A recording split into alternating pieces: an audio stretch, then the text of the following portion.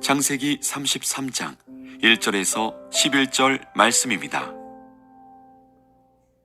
야곱이 눈을 들어보니 에서가 400명의 장정을 거느리고 오고 있는지라.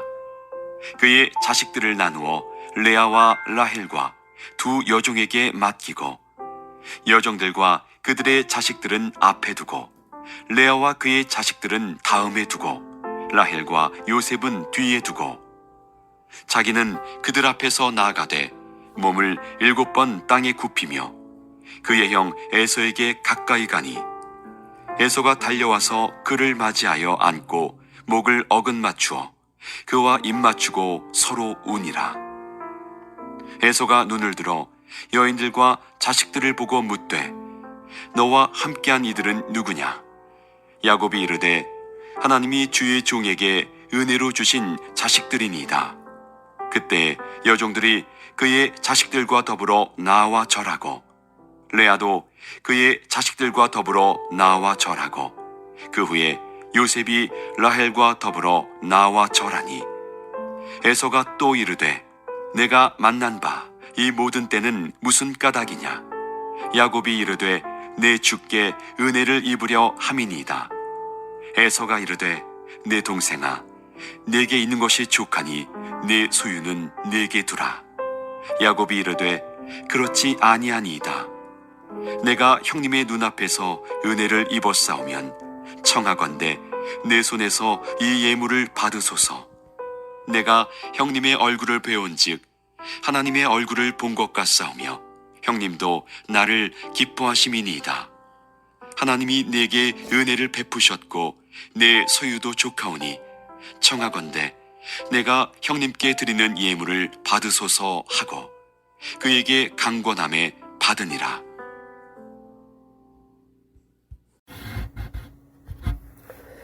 가끔 이런 일이 있다고 합니다. 주일날 교회에 와서 예배를 통해서 많은 은혜를 받고 집에 돌아가다가 차 안에서 서로 싸워가지고 가족끼리 싸워가지고 받은 은혜를 다 쏟아 버린다 하는 말이 있습니다. 뭐 한국 교회에서도 그런 말을 하고요, 또 미국 교회에서도 그런 말을 하는데요. 모세가 시내산에서 하나님을 만나가지고 많은 은혜를 받습니다. 은혜를 받고 또 십계명을 받아가지고 내려오다가 그걸 참지 못해가지고 화를 내다가 십계명을 다 그 판을 다 깨버리는 그러한 이야기를 우리가 알고 있는데 우리는 그러지 않았으면 좋겠습니다. 산에 올라가서 많은 은혜를 받았으면 그 받은 은혜를 우리가 오랫동안 간직하기를 원하는데요. 오늘 우리가 보는 말씀은 받은 은혜를 쏟아버리는 야곱의 이야기가 되겠습니다. 20년 만에 집으로 돌아간다고 생각을 하면은 무척이나 흥분이 되는 그런 좋은 일이 될 것입니다. 오랫동안 보지 못했던 이제 가족들을 이제 보게 되니까 무척이나 기쁘게 되겠는데요. 하지만 야곱에게는 그게 그리 기뻐할 만한 일만이 아니었습니다. 왜냐하면은 20년 전에 자신이 한 일이 있기 때문입니다. 그 일이 아직 해결이 안 되었죠. 20년 전 아버지와 형을 속이고 도망을 쳤던 것이 이제 야곱이었습니다. 쉽게 말하면은 사기치고 도망갔던 것이죠. 그래가지고 20년 만에 이제 집으로 돌아가는 것입니다. 아버지는 그렇다 치더라도 형이 어떻게 나올지 그것을 잘 몰랐던 것입니다. 20년 전에 그 형은 야곱을 죽이겠다며 야곱을 쫓아왔던 바로 그랬던 것입니다. 이럴 때 다윗은요, 우리가 시편 121편을 보게 되면은 이럴 때 다윗은 도움을 찾기 위해서 눈을 들어가지고 하늘을 봤다. 내가 산을 향하여 눈을 들리니 도움이 어디서 올까 하면서 이제 하나님을 보는 것을 우리가 보게 되는데요. 다윗이 하나님을 보면서 마음의 평안을 찾습니다. 새 힘을 얻는 것을 우리가 성경을 통해서 봅니다. 그런데 야곱은 우리가 1절을 보니까요, 33장 1절을 보니까 눈을 들어가지고 무엇을 봤는가? 에서가 400명의 장정을 이끌고 오고 있는 것을 봤다라는 말씀이 있습니다.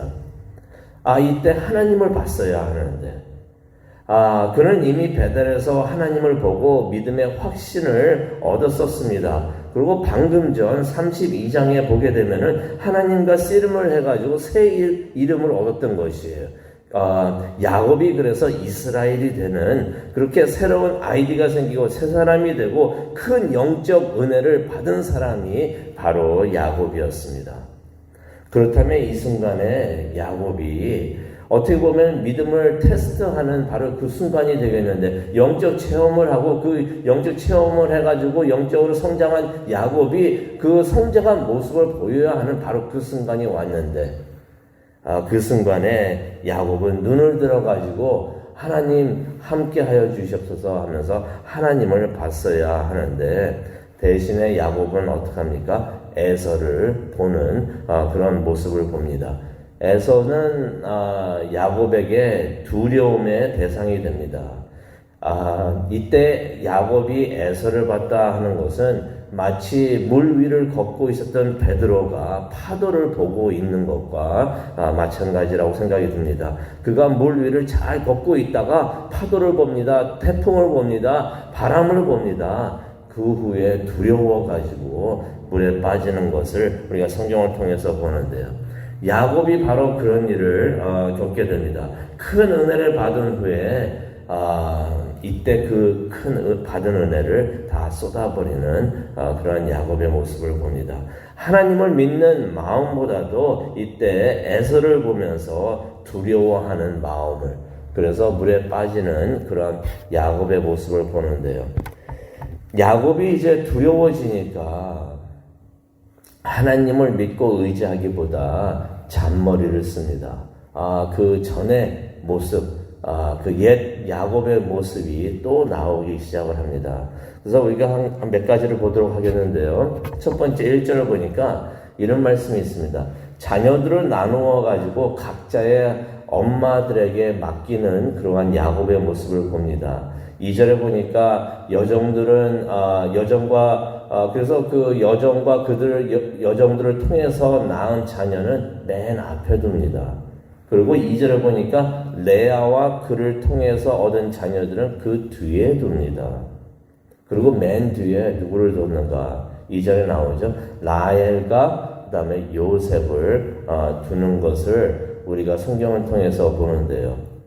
이건 누가 봐도 속이 다 들여다 보이는 그러한 조치였습니다. 왜 이렇게 했습니까? 왜 이렇게 여종들과 여종을 통해서 낳은 자식들은 맨 앞에 두고, 그 다음에는 레아와 그 자녀들을 두고, 맨 뒤에는 라헬과 요셉을 뒀다는 것이. 혹시 전쟁이라도 터지게 되면, 형과 싸움이 일어나게 되면은 가장 아끼는 라헬과 요셉을 보호하고자 하는 그러한 야곱의 그 잔머리 남은 모르겠지 할지 모르지만은 다른 사람이 다 볼 수 있는 그러한 잔머리를 쓰는 것을 보게 됩니다. 야곱이 이렇게 평소에도 자녀들을 차별을 했어요. 자녀들을 차별을 하고 편애했던 것입니다. 이런 상황에서 자녀들이 자라나고 있는데 형제간에 우애를 바랄 수가 없겠죠. 나중에 그래서 사단이 나게 됩니다. 또 무슨 일을 하게 됩니까? 3절과 7절을 보게 되니까 형 에서를 만나는데, 형 에서를 만나러 가면서 7번이다 땅에다가 절을 했다라는 말씀이 있습니다. 근데 여기서 보게 되면 참 은혜로운 모습을 하나 보게 되는데요. 그 모습을 야곱에게서 보는 것이 아니라 형 에서에게서 봅니다. 형 에서는요, 비록 영적인 사람은 아니었지만은 이 사람 큰 사람이었다 하는 것을 우리가 볼 수가 있는 것이, 동생을 봅니다. 동생을 보자마자 4절입니다. 달려와서 그를 맞이하고 안고 또 목을 끌어안았다고 합니다. 목을 끌어안고 입맞추고 울었다라는 말씀이 4절에 기록이 되어 있습니다. 에서는요, 이렇게 동생 야곱을 맞이하면서 목을 끌어안고 입맞추고 울면서, 이게 진심이었었습니다. 이렇게 막 안고 끌어안고 진심으로 울면서 입맞추고 이랬다는 것, 이건 무엇을 의미합니까? 동생을 용서했다는 거죠. 비록 20년 전에는 화가 나서 동생을 죽이려고 했지만은 이제는 동생을 용서했던 것입니다. 동생의 잘못을 용납했다는 것입니다. 이 말씀을 읽다 보면은 어떠한 말씀이, 성경 말씀이 떠오르냐면요, 돌아온 탕자의 이야기가 떠오릅니다. 그 둘째 아들이 막 돌아오니까 그 둘째 아들은 두려워가지고 어떻게 될까 두려워가지고 오고 있는데 아버지가 막 달려와가지고 끌어안고 목을 끌어안고 입 맞추고 그랬다는 그런 말씀이 나오는데, 그 형 에서에게서부터 그 돌아온 탕자의 아버지의 모습을 보게 됩니다. 영적인 사람은 아니었는데 이렇게 큰 사람이었구나. 그 사람이 하나님을 믿었고 하나님을 잘 믿고 그랬으면 얼마나 좋았을까 하는 그런 아쉬움도 있습니다. 그런데 야곱은 형에게 7번 절만을 합니다. 형에 대한 예의를 보이고 있다고 우리가 생각을 하고 있는데 7번이나 그랬다는 것이에요. 이거 가만히 생각해봐도 이게 좀 과해 보인다라는 느낌이 드는데, 이런 생각이 듭니다. 이렇게 7번씩이나 절을 하면서 형의 환심을 사려고 했던 것은 아닌가. 본심이 아니고 이렇게 해서라도 형의 환심을 사려고 했던 것은 아닌가. 그러면서 이제 세 번째로 8절과 11절을 보게 되면은 형에게 큰 예물을 바칩니다. 형은 됐다고 하는데 굳이 11절에도 보면은 강권해서, 얼마나 그렇게 했으면은 성경에도 이렇게 써 있습니다. 강권해서 그 예물을 형에게 줬다. 이것도 형에게 감사 표시, 반가우니까 기뻐서 또 미안한 마음에서 형에게 이렇게 표시를 하는 것이라고 생각을 할 수가 있지만요. 우리가 창세기 33장을 계속 읽다 보면은 이것도 야곱의 진심이 아니었다는 것을 우리가 보게 됩니다. 야곱은 이 순간에도 형을 믿지 않고 또 속이려고 하고 있었던 것을 우리가 보게 되는데, 바로 그것을 야곱의 그 본 마음을 우리가 내일 보게 됩니다. 그래서 형을 속이고 있다는 것을 우리가 보게 되는데, 이 말씀을 보면서 참 아쉽다라고 생각을 합니다. 하나님을 만났던 야곱인데 하나님과 씨름을 해가지고 이스라엘이라고 그러한 이름까지도 받았던 야곱인데, 그렇게 영적 산 위에 올라가서 영적 체험을 했으면은 이 순간에 잔머리를 쓰려고 하기보다도 그 받은 은혜 간증을 했었으면 얼마나 좋았을까. 형님, 내가 이렇게 하나님을 만났고, 형님한테는 잘못했지만, 내가 도망을 가면서 베델에서 하나님을 이렇게 만났고, 또 조금 전에도 내가 하나님과 씨름을 통해서 새 이름을 받았습니다. 그래가지고 이렇게 다리를 절고 있습니다. 그것을 보이면서 받은 은혜를 나누었으면은, 형 에서에게도 그게 큰 은혜가 됐었을 텐데. 야곱은 세상적으로 두려워하면서 계속 거짓말을 합니다. 잔머리로 형의 마음을 사려고만 하는 것을 우리가 33장을 통해서 봅니다. 어떻게 보면은 은혜를 많이 체험을 했지만은 그 받은 은혜를 그냥 다 쏟아버리는 그러한 야곱의 모습을 보게 됩니다. 말씀을 생각하면서 우리가 기도하는 시간을 갖기를 원하는데요.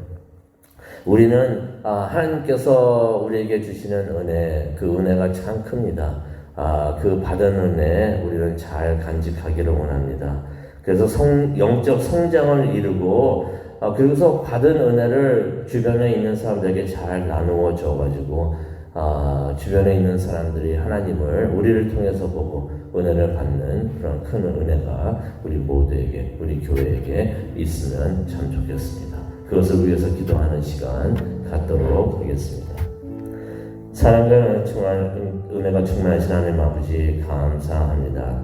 말씀을 통해서 다시 한번 야곱의 아쉬운 모습을 보게 됩니다. 하나님, 우리는 그러지 않고 하나님께서 주신 그 은혜 잘 간직하고 영적 성장을 하고 또 복음을 전하는 우리가 될 수 있도록 하나님 도와주셔서 많이 부족하지만은 그것을 위해서 기도하기를 원합니다. 이 순간 함께 하여 주시고 은혜 내려 주시옵소서. 감사합니다. 예수님의 이름으로 기도합니다.